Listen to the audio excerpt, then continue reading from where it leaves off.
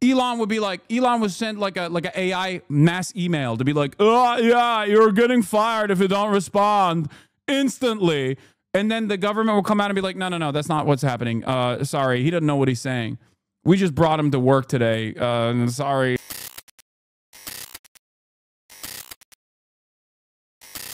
Now, Elon Musk leaving the Trump administration, ending his role as an employee. Our senior political correspondent, Rachel Scott, has more for us. Good morning, Rachel.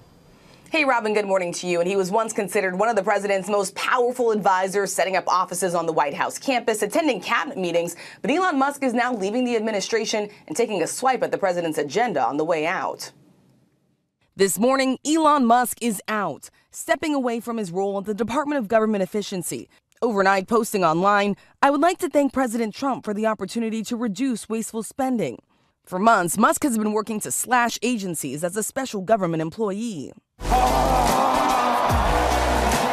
Attempting to cut trillions in federal spending, but facing resistance from the public, lawmakers, and members of Trump's cabinet. And in the last hours of working for the administration, Musk publicly breaking with the president on his massive spending bill, arguing it would undo their own efforts to shrink the federal government. I was disappointed to see the massive spending bill, frankly, which increases the budget deficit, not just decrease it. And she smells so good right now. You guys have no idea. She is little Missy over here. Oh my God. Oh my Lord. Come here. Come here. Hi. Hi.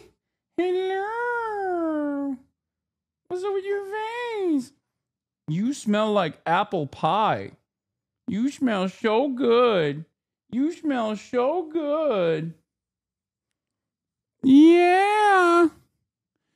Oh my God. Little princess. Little princess is so clean.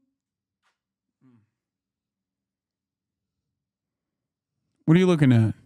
What are you looking at? Yeah. Yeah. Yeah. Good lady.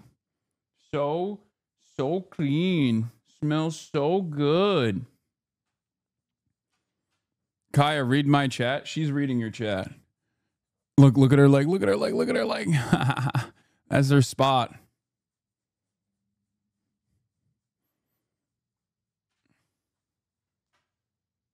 Look, she just got de-shed and cleaned, and there's still a tremendous amount of hair coming off of her. It's crazy.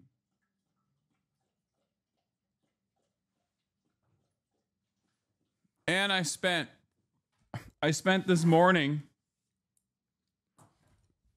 Spent an hour this morning using the vacuum de-shedder.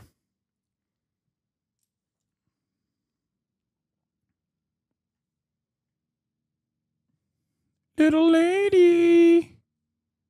Hi. Good girl. You're a good girl.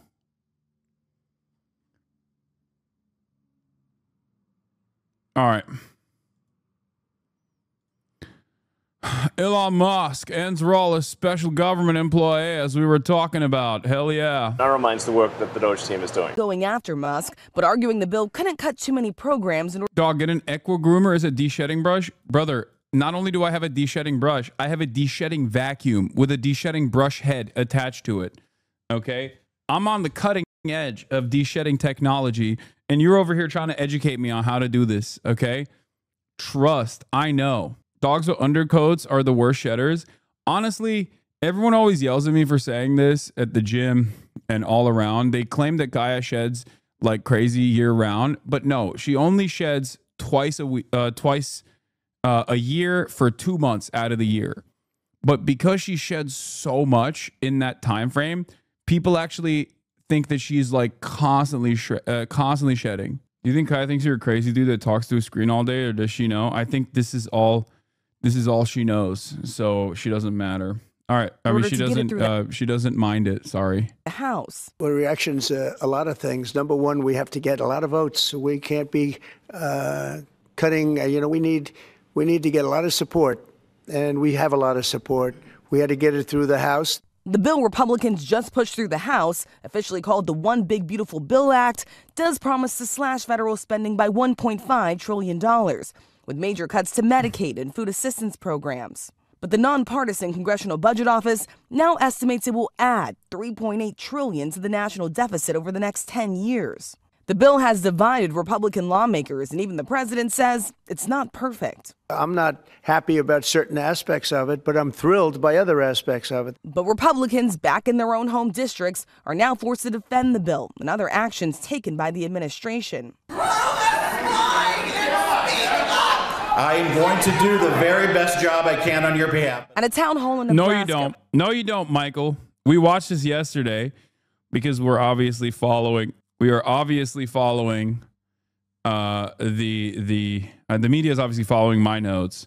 But this was a wonderful, fantastic town hall. Shouts out to my Nebraska Maoists. Okay. Possibly the dumbest name for a law in the history of politics. Excuse me. How dare you? It's beautiful. Well, typical Democrat. Typical dummycrat hates beautiful things.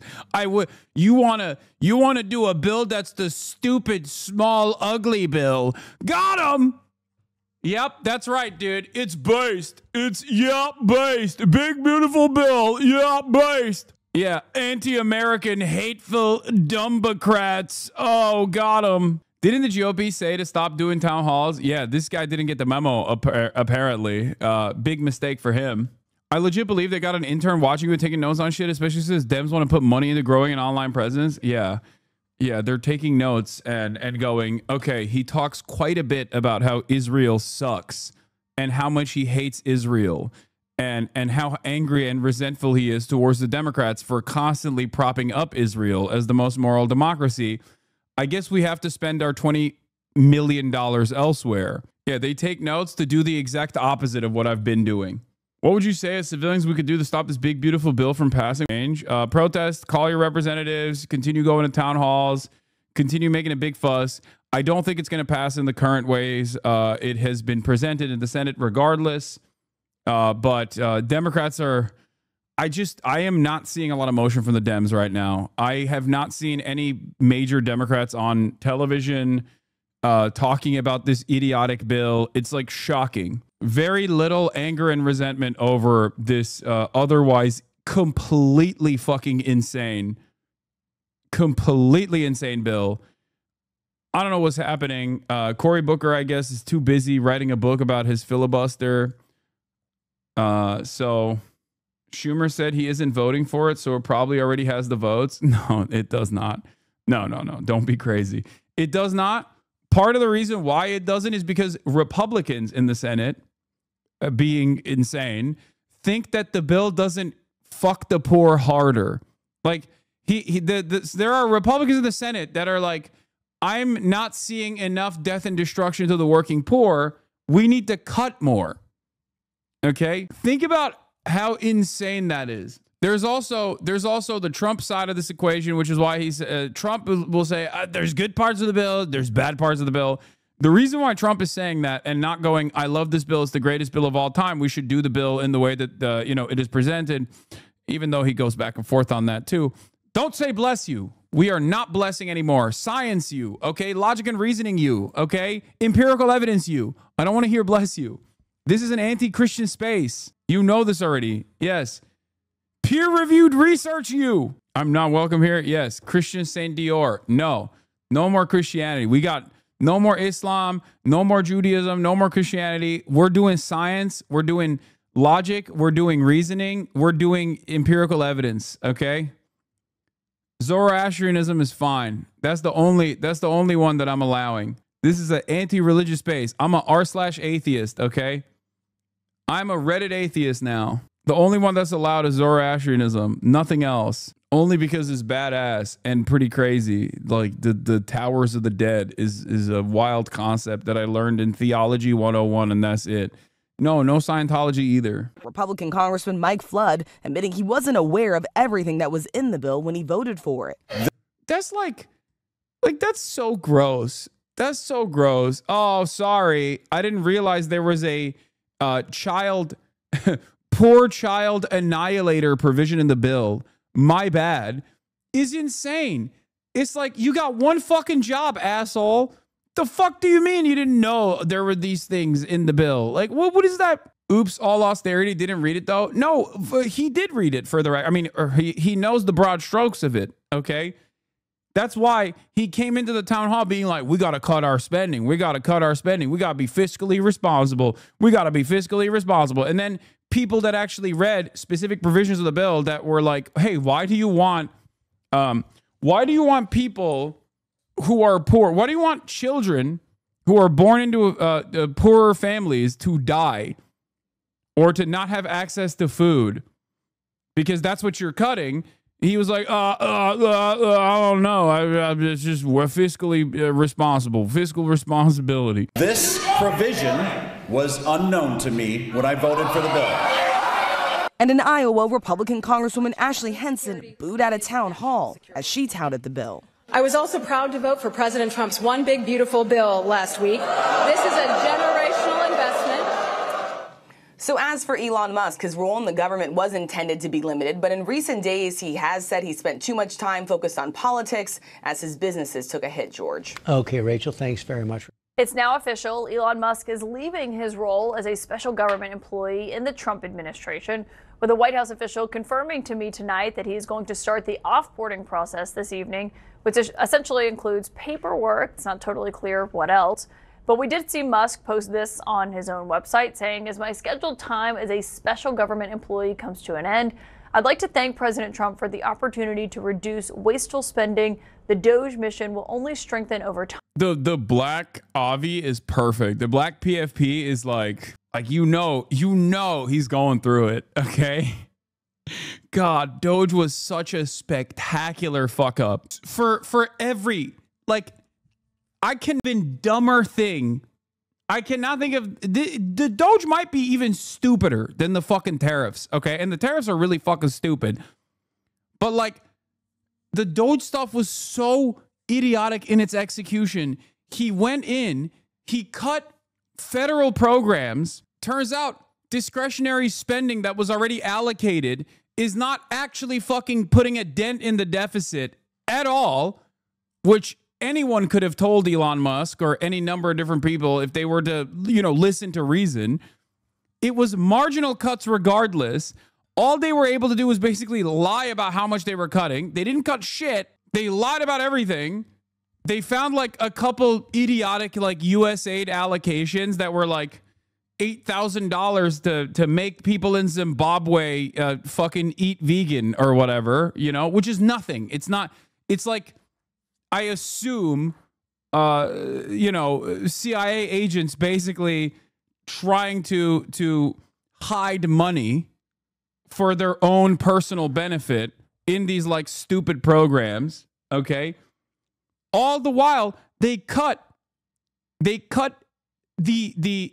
National Weather Service. Okay. They cut the National Weather Service for no reason.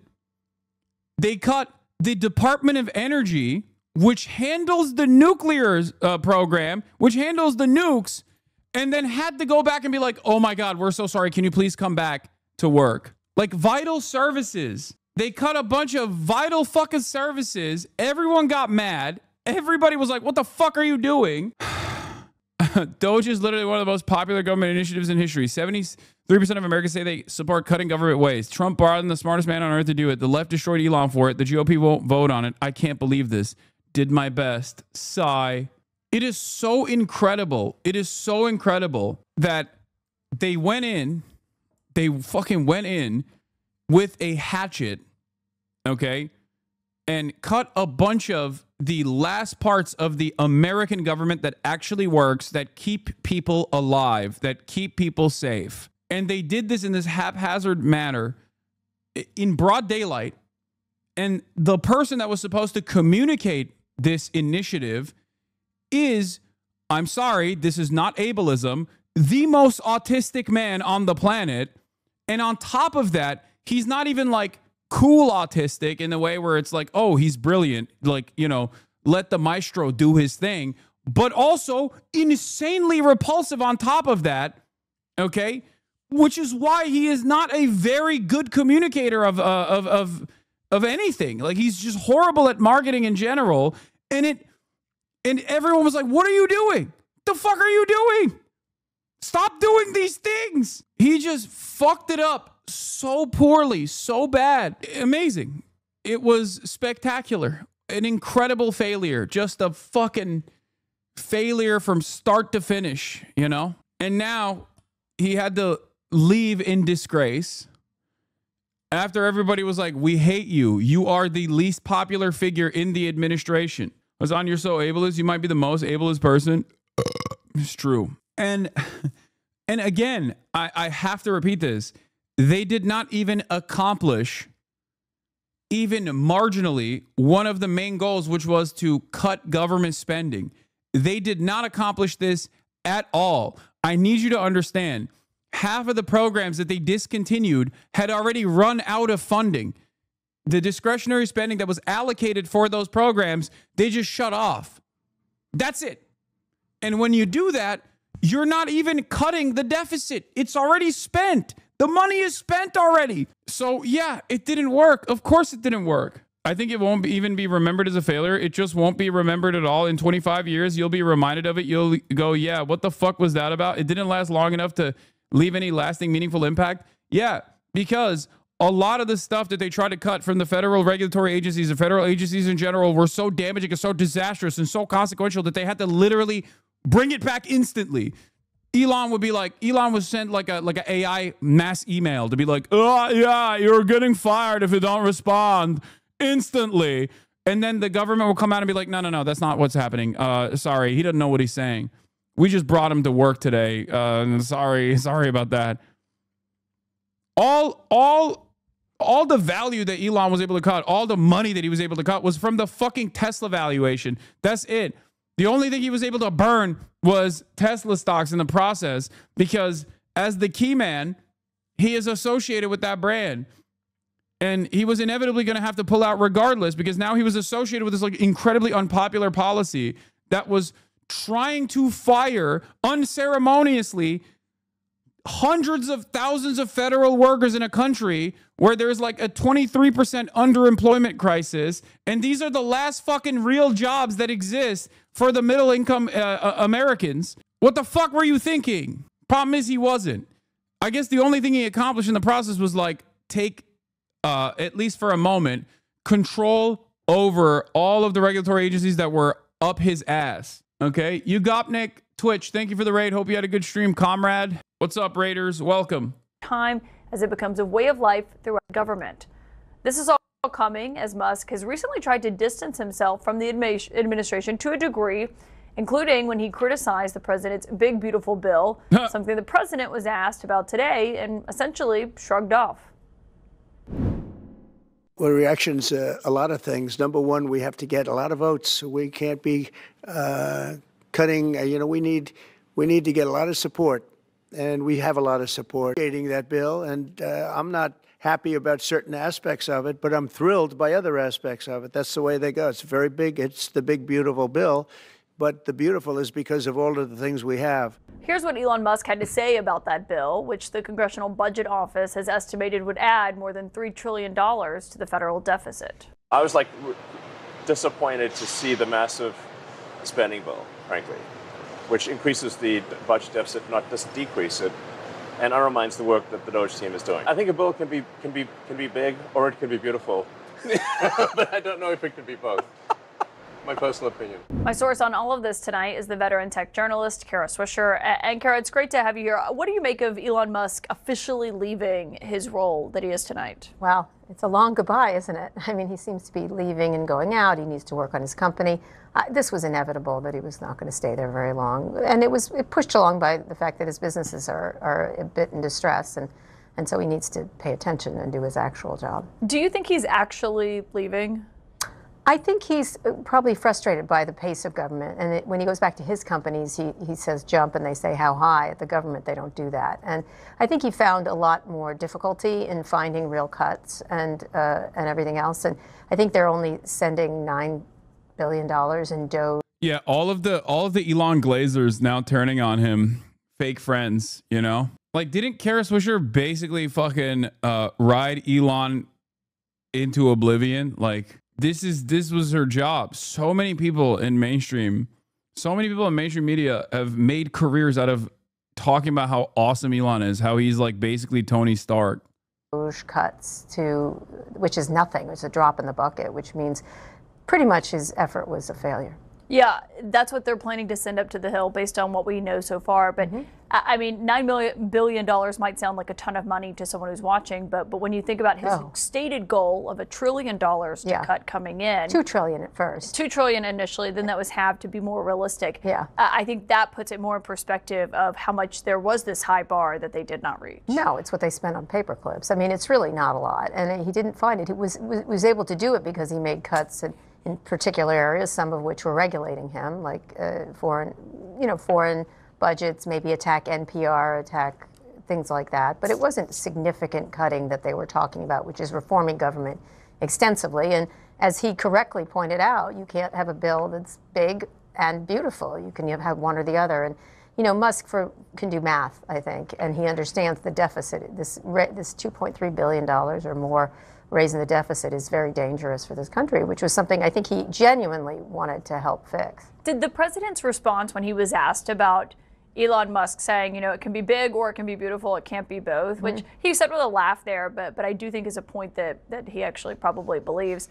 Were you surprised that Trump didn't have a stronger response to that? No, because he was just saying, yeah, that's the way it goes here up in there. Like, I think he was acknowledging that this is how it happens, this is how the sausage is made. And I think Elon thought, because the way he runs his own companies, that he could just come in and trample everybody. And I think that was one of the problems. I think he bullied cabinet members. I think he ran over things. He took a lion's share of the attention, the whole chainsaw thing, which is...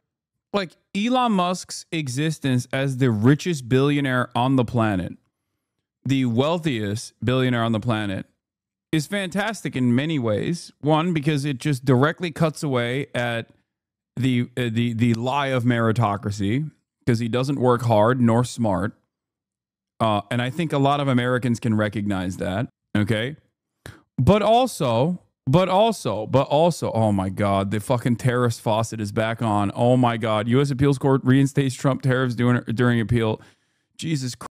We are the dumbest country on the planet. I swear to God, it's fucking hilarious. Okay, yep, money molestation continues, okay? Listen to me. The money molestation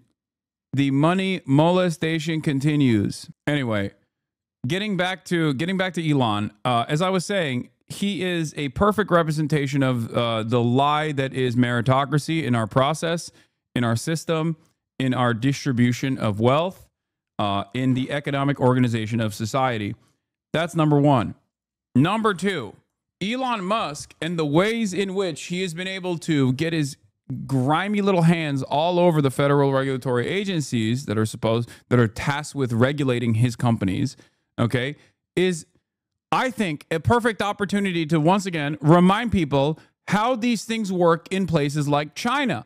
Think for a moment. A guy like Elon Musk behaving this way, leading to all of these federal agency workers getting fired from their jobs. Imagine what would happen in China. Imagine what would happen to an Elon Musk figure in China. That's all I'm saying. There would be some serious criminal prosecutions that would come after these kinds of actions. And I think that is something we should be moving towards. It would be fantastic. Which is, thank God, a distant memory. And I think he did a lot more showmanship than he did actual work. I thought what he said to the Washington Post in an interview was interesting. He said, Doge has just become the whipping boy for everything.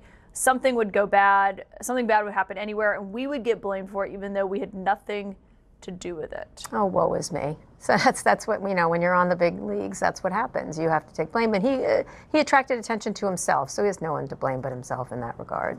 I mean, he wanted the attention, he wanted the power. He showed up in cabinet meetings, didn't agree with him, and then started to complain about him, either on the record or off the record. So he's whiny like that in lots of ways. Everyone's out to get him, whether it's Sam Altman or people who don't like Teslas or Elizabeth Warren. It doesn't matter. He's always got some victimization thing going on. Did it stand out to you that he wasn't wearing the typical hat that he's been donning in a lot of the cabinet meetings, the MAGA hat or anything about Trump? No. And instead he's wearing the shirt. Occupy Mars. He wears that a lot. That's actually something he wears a lot. No, I think he'll still be around. I think they'll still want him for the money. There's very few people who can write a check that big for particular things. There's a lot of rich people, possibly a lot of easier to deal with rich people, I guess. But there's no one who could who really would bet that much, make that much of a bet like Elon does. And that is one attribute he has. His ability to take risks is higher than most people. Yeah, and it's not like he's totally gone from Trump's orbit. I mean, he was just in the Oval Office when the South African leader was there, and obviously had a huge influence on how that went down. Clearly, absolutely. I think he'll be able to call Trump up, but I suspect they found him a bit of a. Can't remember who, but someone said right after Elon started Doja, he just unknowingly bumbled into the role of the king's dumb advisor, the king executes when the peasants start getting mad, and I think that's been entirely vindicated. Yeah. No, I presented it as that as well. I said, like, Elon Musk is going to be the foil. He is going to be the inevitable fall guy because Trump hates losers. And the moment that he falls out of favor, which he did, Donald Trump cut him out. He also does not have like the charisma to be able to navigate this space anyway. It would already be very difficult for anyone to be able to operate as the responsible figure for all of these insane cuts. But Elon is also repulsive. Like he's gross. I don't know how else to explain it. He just has no aura. He's awful. The nuisance. That's what I understand from people there. You mentioned his other companies, and today we saw a group of Tesla investors send a letter to him urging him to commit to at least 40 hours a week running the company, saying his outside endeavors appear to have diverted his time and attention from actively managing Tesla's operation, as any other chief executive officer or publicly traded company would be expected to do. Correct. I know. That's the thing is, can we please have 40 hours of your week, which is kind of ridiculous. And Tesla's really got some real challenges going forward, including finding a car that people want to buy. And the original car is amazing, but you don't rely on a single car. You have to continue to innovate. And he's dropped the ball there, and others have taken it up. And now he's in a real jam, actually. Yeah, he seemed to acknowledge that himself, that he spent maybe too much time on politics recently, saying, he did blame the media a bit, say the media is going to stuff. He said, it's not like I left the companies. It was just relative time allocation that probably was a little too high on the government side. Oh my God, he was tweeting every 5 minutes all about politics. Come on, he always blames other people. Look at his Twitter storm that he used to have all the time. Now he's tweeting about his businesses mostly, but he spent all his time in a look at me situation. Here I am in the front row of the inauguration. Here I am jumping up and down on a stage. Here I am doing the Nazi salute. Kara, say it. I feel like we kind of just brushed past that far too quickly. I don't know why the media is not even entertaining that. That was a very consequential moment for a lot of Americans. I would go so far as to say that played a big role in resentment from a lot of Americans, and then that resentment carried over and snowballed into the additional resentment that they had with all the cuts that came afterwards. Because they're all Nazi and don't give a fuck.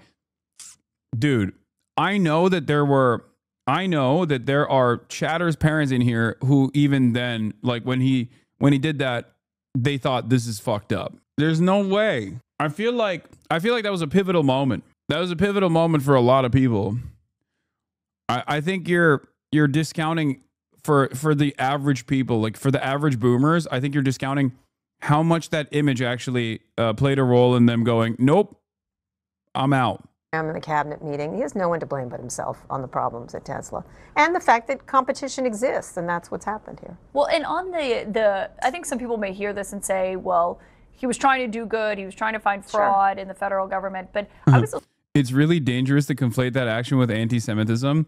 Yeah, Sig Heiling with anti-Semitism. Everybody knows anti-Semitism is when you say Israel does not represent all Jews and it's doing a genocide of primarily children. That's anti-Semitism, not when you Sig Heil. Listening to Steve Bannon last week, and he was essentially saying, Republicans are trying to cut whatever they can from Medicaid for this bill. They're getting blamed by Democrats. He's like, where is DOGE? They were supposed to go after that or go after the Pentagon budget. Instead, they went after smaller projects that didn't net, the huge fraud people were expecting. I think he's right. It was a lot of jazz hands and exhausting jazz hands. And if he was going to act like a heat shield, don't be surprised that you get burned. That's my feeling. And, you know, one of the things, he's still going to be a successful business person. One of his companies, Neuralink, just got a big funding. People, you know, I wouldn't bet him out in the car business, although he has a much tougher road there. Obviously, Starlink has challenges, but it's doing really well. The space stuff is really interesting. I mean, if he devotes himself to that, he would be great. But this is going to be probably years from now seen as an alleyway he went down that just didn't work out quite as well for him. Does it surprise you at all that this did not end in a massive blow up between Elon Musk and Trump that some people predicted might happen? I don't know, TK, right? He starts by little criticisms. And I think I do tend to agree with him on the tariffs and free trade. Again, he can do math. Deficits are a real problem for this country. And here we have this big, beautiful bill that's going to raise them rather substantially, which is mortgaging. Oh, my God. Yeah, that's the big problem with the big, beautiful bill, is that it actually raises the deficits, and not because it's a ginormous wealth reallocation to the top while causing the working poor to suffer even more. Oh, my God. Oh, my God. Ay, ay, ay. The motherfucking Democrats and the liberals in media. What are we doing, dude? What are we doing? This is literally a gift. This is a unique opportunity for every liberal to go on television and be like, but they don't want to say that. And the reason why they don't want to say that is because liberals also want to kill the working poor. Here's my plan to dismantle the deep state and reclaim our democracy from Washington corruption once and for all. The people voted for major government reform. Elon Musk has left the White House. Having taken his chainsaw to the US Capitol, what did he actually achieve? Just something we've got to fix. Did he deliver the war on waste Americans were promised? And what, if anything, was in it for him? Why don't you care about the deficit? Seems like a pretty big problem that we'll have to face eventually. Because as long as America is the global currency, the global reserve currency, as long as America has 800 military bases, as long as America is the hegemonic superpower, it literally doesn't matter, okay? And I'll tell you how it doesn't matter. Because both Republicans and Democrats don't give a fuck about the deficit when it comes to additional military spending.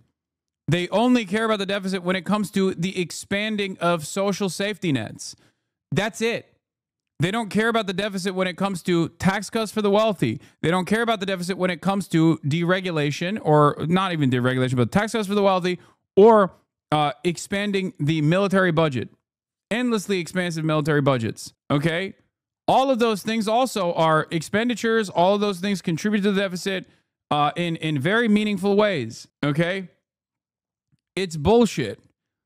Here, I'll give it to you. I'll give you the greatest example. Okay, aside from the fact that you know, America is the country that keeps this global capitalist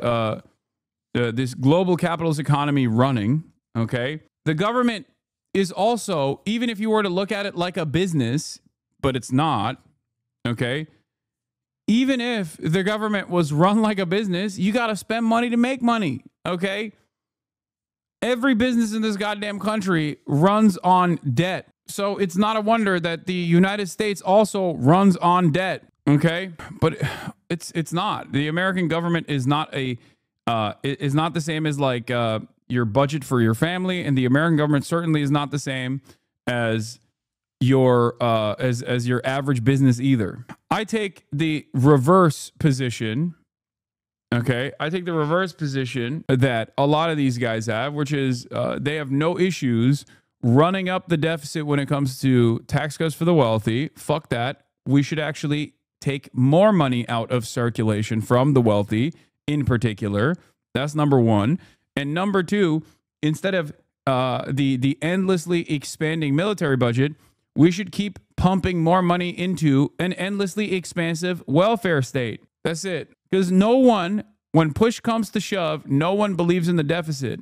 Republicans claim to be deficit hawks when Democrats are in charge, because Democrats want to at least marginally sometimes expand the existing social safety nets. And then they're like, whoa. this is going to harm. This is gonna fucking expand the deficit. We can't do that. It's gonna increase the deficit. I get that, but I feel like acting like it doesn't matter doesn't solve the problem. Yes, it does, because it's not a problem. It's not a real problem. Okay. And it's so not a real problem that nobody fucking actually cares about it. That's my point. It's so not a real problem. It is so not a real problem that both Democrats and Republicans forget about the deficit when it comes to, once again, endlessly expansive military budgets and also tax cuts for the wealthy. It is only used as a way to cut away at expanding social safety nets. That's it. That's the only time this ever gets brought up. There has never been a conversation about the deficit when it comes to military spending. Why? Is it because you might say, oh, well, that's just discretionary spending. Discretionary spending is expensive on the military side, but like the overwhelming majority of all of our expenditure goes to Medicare, Medicaid, and goes, sure, fine, but that's necessary. The military is not. Of course, once again, America's position on the global stage. Okay, thick cookie, shut the fuck up. Okay, take a day off. God, you're annoying me. America's position as the hegemonic superpower relies on endless imperialism. Okay, relies on 800 military bases. America also has a voluntary military. We do not have a draft in this country. How do you maintain a voluntary military? How do you maintain a voluntary military that is going to go to 800 different military bases that we know of all around the planet and continue being the global police? You do that through creating poverty, artificial poverty. Everyone wants upward social mobility. Everyone understands that the only way to reach upward social mobility is through getting a college education, okay? And the only way to get college education, or the only way to even get health care, is by joining the fucking military. That's it. That is how you keep a massive military, and that is how you... that is the only way that you can maintain a massive voluntary army, rather than offer these social safety nets unconditionally to every single citizen. Because if you were to do that, who the fuck would join the military? Who? No one. No one would do that. Musk's DOGE, Department of Government Efficiency, made big promises. Conservatives like Mike Gonzalez were delighted. In the case of Elon Musk, this guy is what we used to call a wunderkind, a very high IQ individual who has succeeded, like really succeeded. Nope. That's just marketing that you guys fell for. In many different areas. So I think that to use his very high intelligence and his willingness to help his country, his patriotism in a sense, to channel that into this one area that we really need help with, I think is brilliant. Perhaps you've heard of it. Perhaps. This noise that Mr. Trump is generating, there's something happening under that noise. Take defense spending. No one doubts that in the corridors of the Pentagon there were huge savings to be found. A man like Rob Storch was a natural Elon Musk ally. As Inspector General, it was his job to identify waste, and he found billions of dollars of it. We identified approximately $10.8 billion in monetary savings for the Department of Defense. I believe the total by Inspectors General exceeds $100 billion every year. Over at the Department of Interior, his counterpart, Inspector General Mark Greenblatt, was making big savings too. Well, when the presidents first started talking about the Department of Government Efficiency, which we call DOGE here, when he first started talking about it, Elon Musk was being bandied about and there was all this sort of hubbub. I was actually excited. I was the chair of the Council of Inspectors General at the time. And I said, well, these are going to be good allies for us in the fight against waste, fraud, and abuse. This is a good thing for us and for America. But their mission has turned out to be very, very different. Different because, despite saving the taxpayer huge amounts of money, President Trump fired Rob Storch, Mark Greenblatt, and at least 15 of their waste-watching counterparts. How could we have known that the Department of Government Efficiency would be inefficient? Well, I don't know. Maybe because there already is a pre-existing government office dedicated to... There is already a pre-existing government watchdog that is dedicated to, cutting inefficient spending. And that also, might come as a surprise to many of you, requires a shit ton of people, accountants, specialists, to work at said government watchdog, to really look at the numbers, crunch them, and understand what they're looking at, to find new ways of cutting expenditure. You can't just go in there with a fucking hatchet with like 8 losers hopped up on Adderall and with AI to get in there and be like, yeah, we're just going to cut everything. You can't do that. That's not how this works. Hundreds of millions of people rely on the government working efficiently. Hundreds of millions of people rely on the government working at all. You can't just like go in there and be like, nah, we're cutting everything. There are people on Social Security payments that are 130 years old. Yeah, you're a fucking moron. Good job. At other agencies. Obviously, after 37 and a half years in the federal government, that's not the way I wanted my career to end. I think what happened is a big loss. It seems like for DOGE, it's not improving government efficiency. It's just cutting government, which is a different goal. So how successful has Mr. Musk been in his cost-cutting goal? Just listen to how his promises have changed over time. Well, I think we can do at least $2 trillion. Yeah! That we can actually find $1 trillion in savings. Thank you. $150 billion. What happened? What happened, dude? I thought you had it. I thought you had that dog in you, man. That's crazy. I really thought we were cutting trillions of dollars in spending, dude. I'm so surprised. Sick of this. Yeah. It's 160 now. Yeah, 160. And at what potential cost has this come to Washington's system? Also,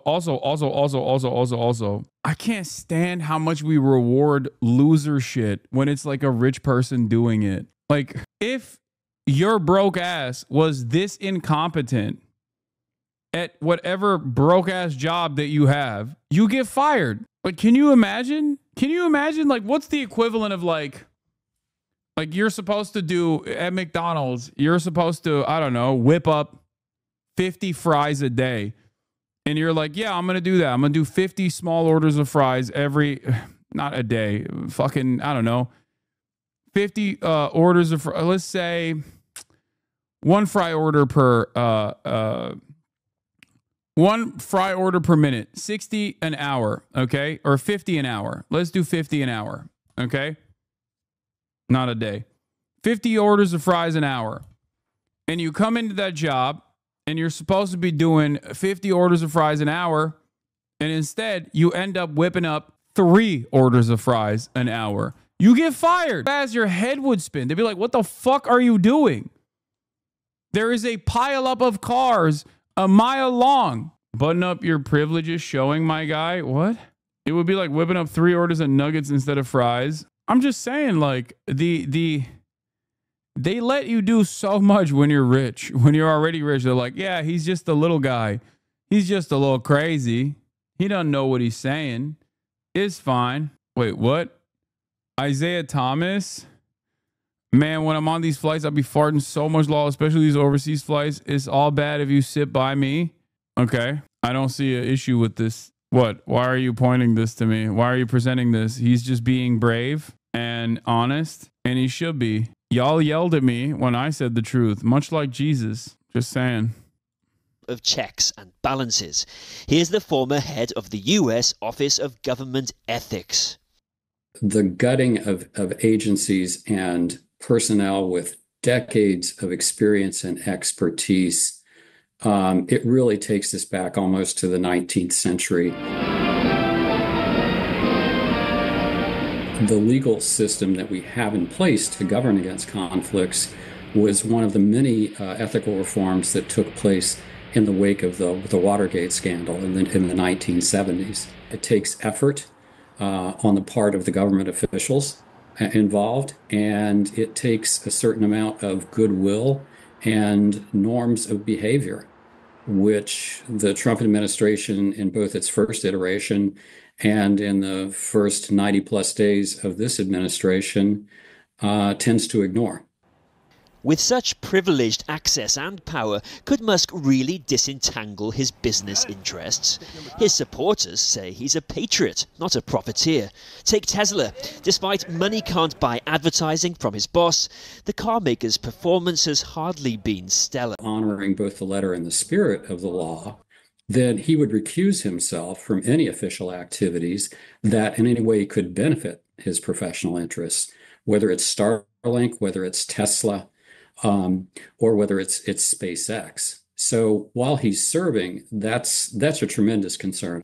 Starlink is Elon Musk's satellite internet business, connecting hard-to-reach places around the world. And some in Washington say it's a prime example of where his business interests conflicted with his government role. Why, for example, did the Trump administration make cuts to a multi-billion-dollar project to provide broadband to some of America's most rural communities, including big Trump-supporting areas? The man who ran it is deeply skeptical about their reasoning.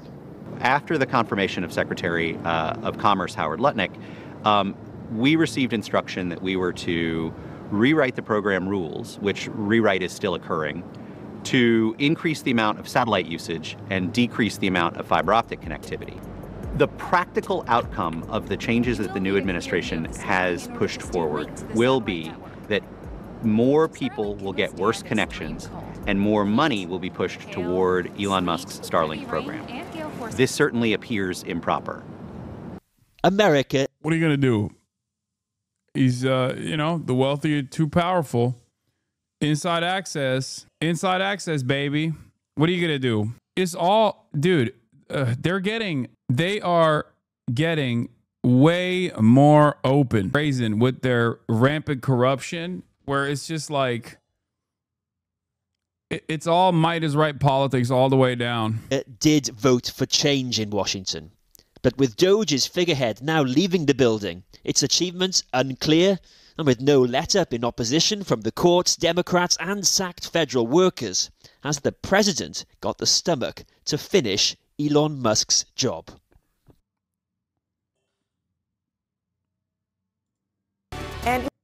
Harvard president gets a minute-long standing ovation as commencement